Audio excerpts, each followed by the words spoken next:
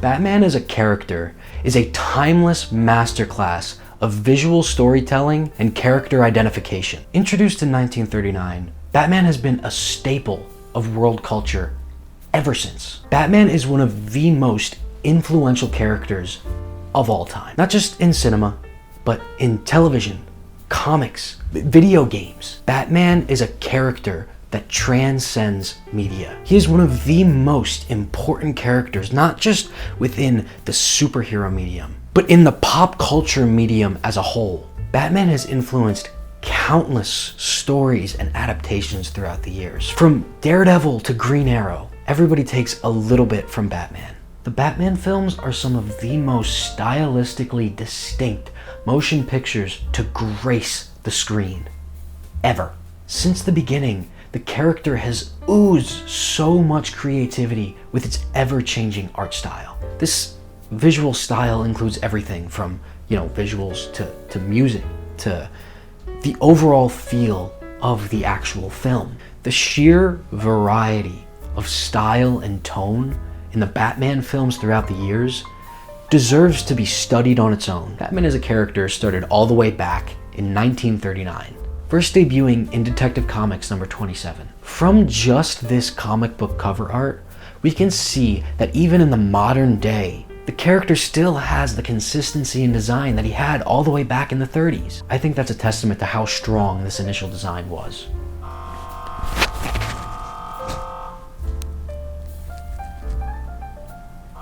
The hell is that?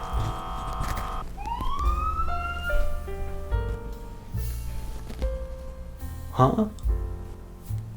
Then we move in to the first ever live-action Batman adaptation in 1943 with the serial titled Batman. One of the first comic book movies ever. This adaptation is quite different from the Caped Crusader that we know today. There are no iconic villains or gadgets yet.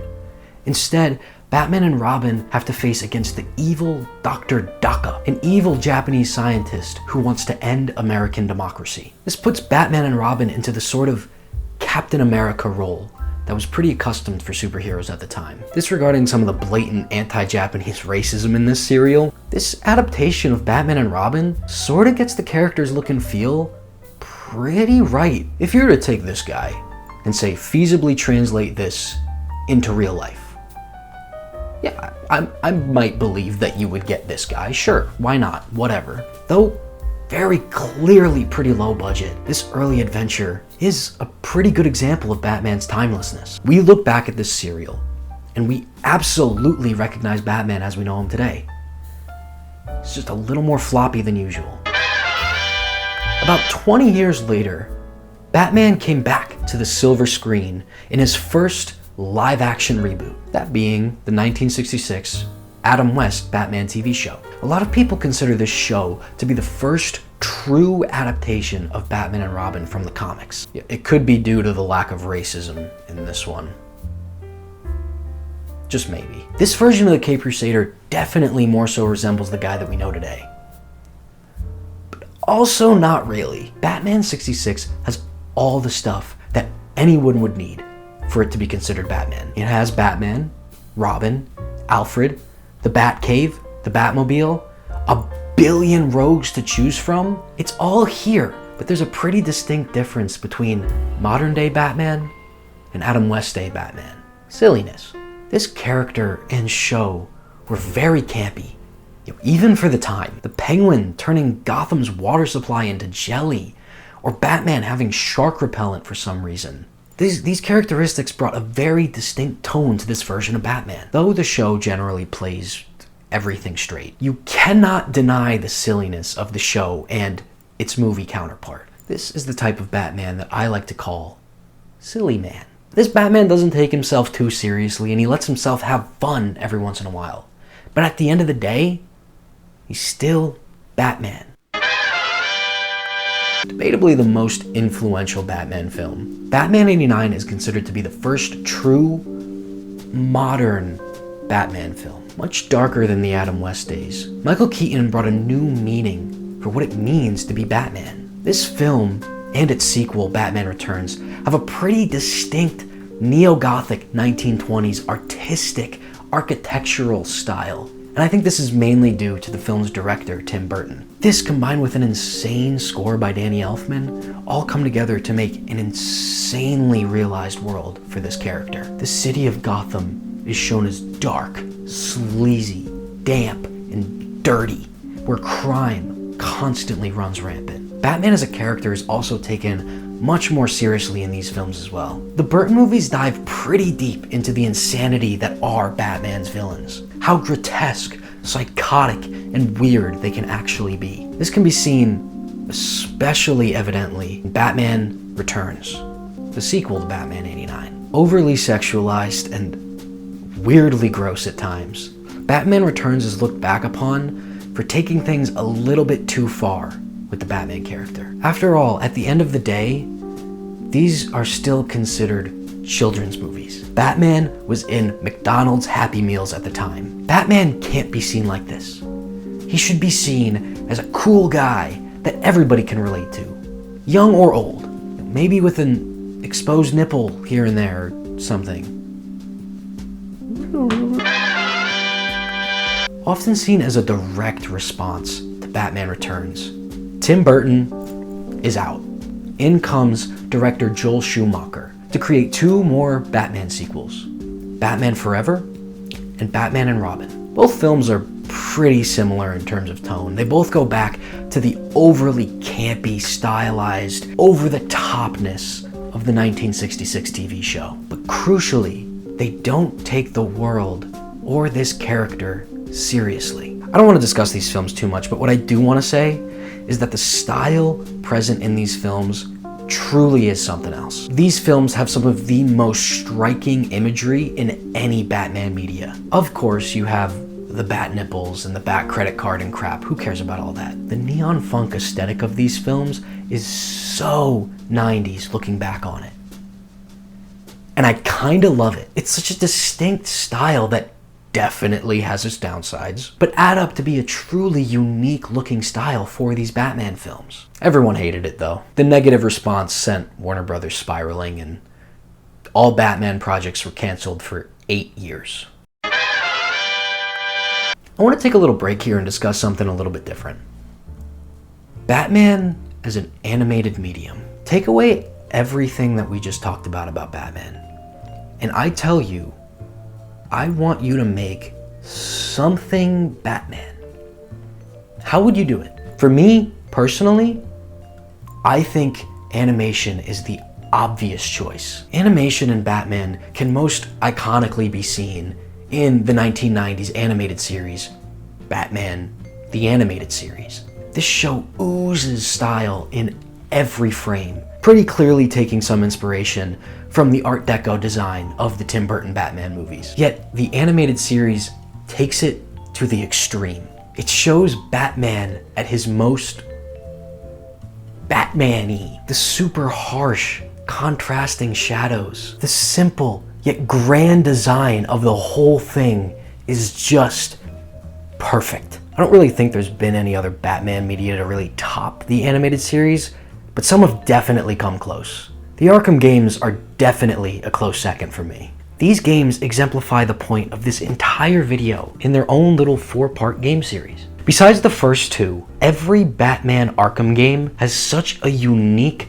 visual style that absolutely, unabashedly screams Batman. You can't mistake it for anything else. That's how strong this character can be. Animation really allows for the most stylization due to how closely it resembles its comic book counterpart. Hell, even look at the Lego Batman movie. Batman's a generally pretty serious guy. Put him in Legos, he becomes really silly. But he still has what makes Batman, Batman. Okay, enough of that kid crap. Now it's time for real men's Batman. Christopher Nolan's The Dark Knight trilogy.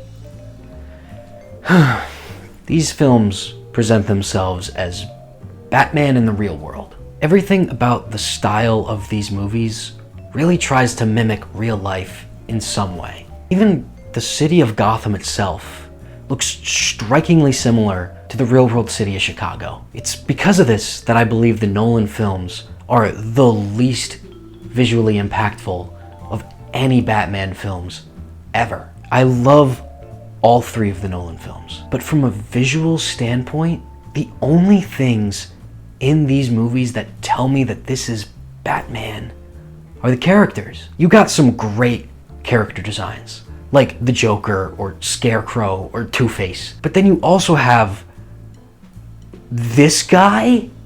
You're trying to tell me that this dude is Bane? What, really? Also, hot take, I don't like Christian Bale's Batsuit. I think it's over-designed and too black, and if they made that thing gray in the middle, I think it would look so much better. So much better. Lego figured it out in 2008. Do it like those guys, Christopher Nolan. Why did you make it all black? I get why you made it all black, but I don't like that suit very much. Anyway, everybody loved the Dark Knight trilogy, pretty much unanimously. And since these films went so well, Warner Brothers obviously decided to double down on this sad, dark, grittier type of Batman media. They did this in their next reboot of the character, 2016's Batman v Superman: Dawn of Justice. Batfleck. This adaptation really attempts to make Batman an older, grislier, angrier man. Taking direct inspiration from the 1986 comic book, The Dark Knight Returns, this Batman does not hold back. Lots of murder. Goes completely against his character. Whatever, Zack Snyder. Anyway, it's like taking the Dark Knight films and cranking them up to mock. Oh no! I'm talking specifically Justice League now. The over-design of that suit and all of his gadgets and everything in that movie, just ugly, hideous, gross. I don't know what they were thinking. Bad. Batman in that movie is just nothing. He's nothing. He's not even Batman. He sorta is, but he's not even Batman. They sorta had the sauce a little bit in Dawn of Justice. The old man Batsuit is kind of amazing. It's one of my favorite adaptations of the Batsuit ever. It's really cool. And Zack Snyder really knows how to make a shot look good. I will give him that. But you know who else also makes a shot look good? Greg Fraser. Yeah, we're talking about the Batman now. The better movie. I can gush about this movie. And now this show forever. So I'm gonna try and keep this pretty brief. Batman 2022 is by far the most visually distinct Batman there has ever been. I will go so far as to say that it overtakes the animated series. I understand that is a very tall order, but I think that the Batman narrows it just by a smidge. Everything in this movie, in this universe, is so goddamn consistent. The cinematography by Greg Fraser is literally next level. It is one of, if not the best looking movies I have ever seen. And they used the volume for most of it. I hate the volume. That thing sucks. And they managed to make one of the best looking movies of all time using it. How did they do this? Go watch my video on the volume. I don't like it. It's not just where the camera is put though, obviously. It's about the stuff in front of the camera that's so great. I want to talk about Gotham in this movie for a second. A city can be the most important character in a film. It provides the essential backdrop for the entire story to take place in. Gotham is one of, if not the most important cities to ever be created in a fictional universe. Gotham has always been a character, don't get me wrong. Those Tim Burton movies did it very well. The Schumacher ones did too, but the Batman just adds more depth to that character. It is almost never daytime in Gotham. And what it is, it's still depicted as this dark, gloomy, overcast, modern day city that is somehow stuck in the distant past. It is a perfect rendition of Gotham in every way, and I'm so happy that it exists so that I can talk about it. I'm not even talking to a real person, I'm talking to a camera, but I'm still talking about it. I've said it before, I will say it again. Pretty much everything about the Batman epic crime saga is perfect, down to the name of itself. The coloring, amazeballs. The cinematography, wowza. The costuming is perfect. The music, golly gee, Batman, I don't think I can hold it in anymore. I'm gonna stop now.